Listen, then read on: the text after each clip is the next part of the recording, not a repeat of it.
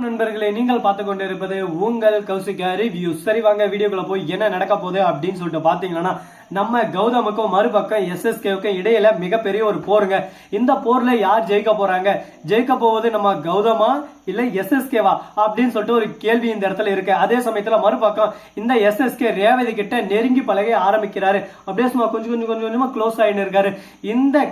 இதனால எஸ்எஸ்கேவோட முள்ளமாரித்தனம் முடிச்சு வைக்கத்தனம் இது எதுவுமே நம்ம ரேவதிக்கு தெரியாது. ரேவதியை பொறுத்த வரைக்கும் எஸ்எஸ்கே மிக உயர்ந்த ஒரு ஆளுன்னு சொல்லிட்டு நினைச்சுன்னு இருக்காங்க. ஆனா அவன் சரியான கேப் மாதிரி உன்னோட உண்மையான பையன் யாருன்னு சொல்லிட்டு தெரிஞ்சு அவன் கதையை முடிக்கணும், அதுக்காக உங்ககிட்ட நெருங்கி பழக ஆரம்பிக்கிறாரு, நல்ல ஒரு மாதிரி நடிக்கிறாரு அப்படின்ற விஷயம் நம்ம ரேவதிக்கு தெரிய வரலைங்க. நார்மலா ஏதோ ஒன்று சொல்லுவாங்க, வெளுத்ததெல்லாம் பாலுன்னு சொல்லிட்டு நினைக்கிறாங்க சொல்லுவாங்களா, அது போலதாங்க நம்ம ரேவதியை பொறுத்த வரைக்கும்.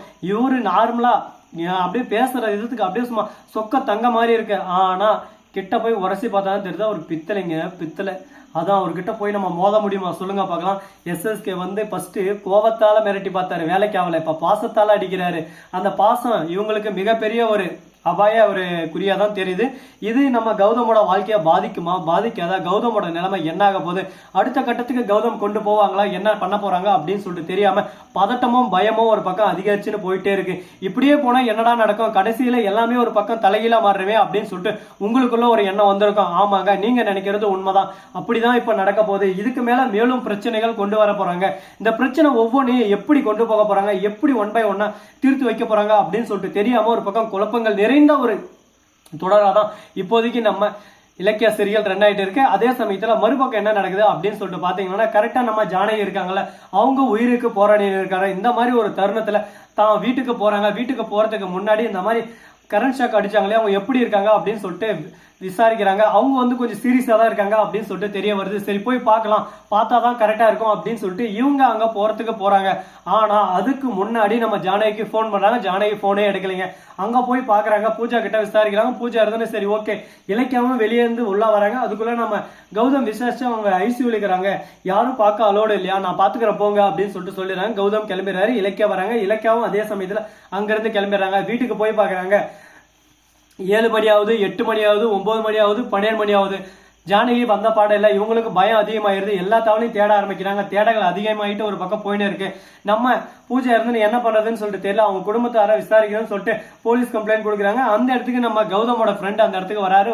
பார்த்துட்டு என்ன மேடம் சொல்லுங்க அப்படின்னு சொல்லிட்டு, இந்த அம்மா யாரு என்னன்றது தெரியணும் அப்படின்னு சொல்லிட்டு சொன்னாங்க. பார்த்ததும் ஐயோ இவங்க கௌதமோட அம்மா ஆச்சே, என்னது கௌதமோட அம்மா, எந்த கௌதம் அப்படின்னு சொல்லிட்டு கேட்க உடனே சொல்றாங்க, இந்த மாதிரி கௌதம் இண்டஸ்ட்ரின்னு சொல்லிட்டு மிகப்பெரிய ஒரு சாம்ராஜ்யத்தவே இயக்க வந்த கௌதமோட அம்மா தான். அவரு இப்ப சூழ்ச்சிகளாலும் பல பேரோட சூழ்ச்சி மத்தாலையும் எல்லாத்தையும் இழந்துட்டு இப்ப ஏழ்மையில நின்று இருக்காரு. இவரோட உடனே ரோம்ல போட்டாவே வந்துடும் சொல்லிட்டு சொல்லுவாங்க. போட்டு பாக்குறாங்க. உடனே நம்ம கௌதமோட ஹிஸ்டரி எல்லாமே வருது. பார்த்தோன்னா ஷாக் ஆயிடுறாங்க ஒரு பக்கம்.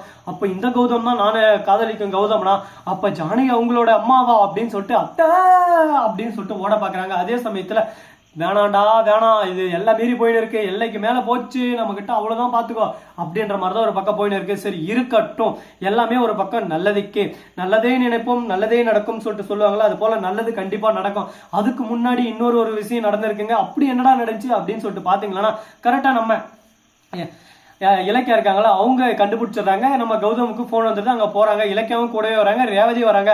எல்லாருமே ஒரே குடும்பம். பூஜை பார்த்துட்டு நீங்க என்ன பண்றீங்க இங்க 3 பேரும் அப்படின்னு சொல்லிட்டு கேக்குறாங்க. உடனே எல்லாத்தையும் ஒரு பக்கம் இன்ட்ரோ கொடுக்குறாங்க. உடனே பார்க்கணுமே ஷாக் ஆயிடுறாங்க. ஒரு பக்கம் ஒரே குடும்பத்துல இருந்து ஒரே கஷ்டத்தை சொல்லி எல்லாரும் வேலைக்கு வந்தீங்களே, உங்களை நான் எப்படிதான் நம்புறது, எப்படிதான் உங்களுக்கு வேலை கொடுத்தேன், உங்களுக்கு கொடுக்காம இருந்திருக்கலாமோ அப்படின்ற மாதிரி யோசிக்க தோணுது.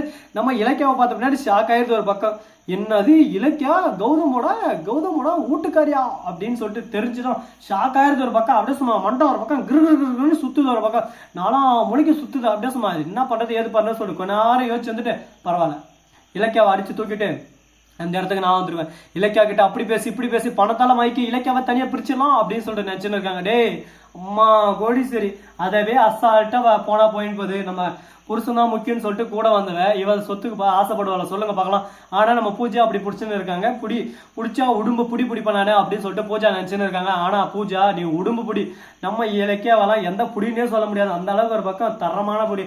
அவங்க நின்று அடிக்க ஆரம்பிச்சாங்களா, அந்த இடத்துல நிக்கவே முடியாதுங்க. எஸ்எஸ்கே எவ்வளவு பெரிய ஆளு, தாட்சாயினி, இவங்களே ஒரு பக்கம் ஜெயிக்க முடியாம அப்படியே சும்மா நூதன முறையில இந்த இடத்துல வந்து இவங்களை தோக்கடிச்சிருக்காங்க. மற்றபடி நேருக்கு நேர் நின்று யாராலே ஜெயிக்க முடியாதுங்க. அந்த நூதன முறையில எத்தனை போராட்டம், எத்தனை தோல்வி, முயற்சி மேல முயற்சி, தோல்வி மேல தோல்வி. இந்த வீடியோ உங்களுக்கு பிடிச்சிருந்தா லைக் பண்ணுங்க, கமெண்ட் பண்ணுங்க, ஷேர் பண்ணுங்க, டிண்டிங் பெல்லை தட்டி விட்டு போங்க. அப்பதான் நான் போற அடுத்த வீடியோ உங்களுக்கு உடனுக்குடன் நோட்டிபிகேஷன் வந்து கொண்டே இருக்கும். மிக்க நன்றி. தேங்க்ஸ் ஃபார் வாட்சிங். Tata, see you. நன்றி, வணக்கம், வந்தனம், மருக தரங்க.